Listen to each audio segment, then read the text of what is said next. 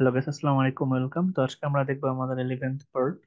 তো আমাদের web designing এর HTML আর 11 পার্ট যেটা আমরা দেখবো সেটা হচ্ছে, দেখো এখানে আমার একটা গ্রাফ আছে, যে গ্রাফটার মাধ্যমে আমরা ASCII কোড, ঠিক আছে, UTF-8 GIS এবং অন্যান্য মেজারমেন্ট বের করতে পারি। ঠিক আছে, তো এখানে আমরা যদি এক্স অক্ষ আর ওয়াই অক্ষ কল্পনা করি, তাহলে আমরা যদি 2000 ধরে আমাদের ওই অক্ষ বরাবর, তাহলে 2002, 2004, 2006, 2008, 2010, 12, 14, ঠিক আছে, এটা হলো গুগল মেজারমেন্ট এই পাশে। আর আমরা যদি এক্স কল্পনা করি এটা, তাহলে দেখা যাবে যে আমাদের 0 থেকে স্টার্ট হবে, 10, 20, 13, 40, 50, 60, 70 এরকম। ঠিক আছে, তো এখানে দেখো যেটা আমাদের UTF-8 আছে, ঠিক আছে, ওয়েব পেজে ডিফারেন্ট এনকোডিং আমরা বের করতে চাচ্ছি। সেখানে আমাদের কি হয়, এটা UTF-8 যে প্রথম জিরো থাকে, 2008 জিরো থাকে, তারপরে 2004 একটু বাড়ে, 2006 আসার পরে দেখো এখানে 5 থেকে একেবারে 70-তে উঠে যায়।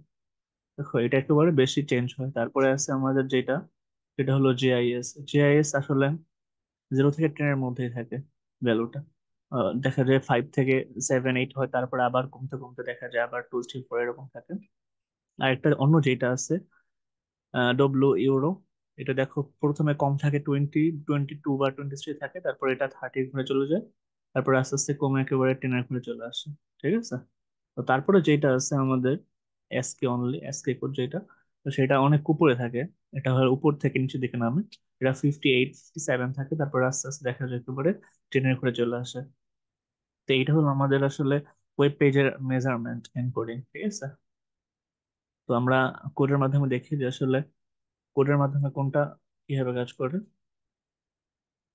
তো দেখো এখানে আমাদের প্রথমে যেটা আছে, এনকোডিং এর ক্ষেত্রে HTML ক্যারেক্টার সেট অ্যাট্রিবিউট, এটাকে মেটা ক্যারেক্টার সেট UTF-8। ঠিক আছে, তো এটা আসলে যে কোনো ডিভাইস অনুযায়ী, সেই ডিভাইসের মেজারমেন্ট অনুযায়ী হয়ে যায়, ওয়েব পেজ অনুযায়ী হয়ে যায়। যদি মোবাইল তুমি ওপেন করো ওয়েবসাইট, তাহলে মোবাইল একটা হবে এক, আর যদি দেখা যায় তুমি কম্পিউটার বা পিসিতে ওপেন করো, সেক্ষেত্রে অন্যরকম দেখা যাবে। তো এটা লিখতে হয় মেটা দিয়ে। ঠিক আছে, মেটা ক্যারেক্টার সেট বা চার সেট সংক্ষেপে লিখতে হয় UTF-8 ইউজ করা হয়। তারপরে কিছু আছে আমাদের আইডেন্টিক্যাল ASCII কোড, 128টা ক্যারেক্টার আছে। স্পেশাল ক্যারেক্টার আছে 128 থেকে 159টা। আইডেন্টিক্যাল যেটা আছে এটা হচ্ছে 60 থেকে 255। ঠিক আছে, আর এখানে আমরা দেখো মেটা ক্যারেক্টার সেট উইন্ডোজ 1252। ঠিক আছে, এটাও একটা এনসি ক্যারেক্টার সেট। তো তারপরে যেটা থাকে আমাদের কন্টেন্ট লেখার জন্য, ক্যারেক্টার সেট লেখা হয়, যেটা সাধারণত meta additive equivalent content type content text to the HTML এর টেক্সট হয়, সেক্ষেত্রে ক্যারেক্টার সেটটা হয় ISO 88591। ঠিক আছে, তারপর যেটা আছে আবার ISO, আর আরো একটা আছে HTML5 এর জন্য, যেটা উপরটা ছিল HTML4 এর জন্য, আর HTML5 এর জন্য যেটা হয় ISO 88591।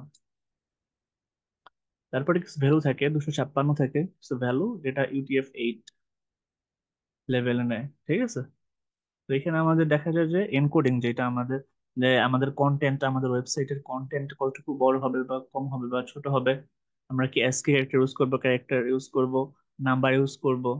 ঠিক আছে, ওইটা আসলে এখানে আমরা ডিক্লেয়ার করে থাকি।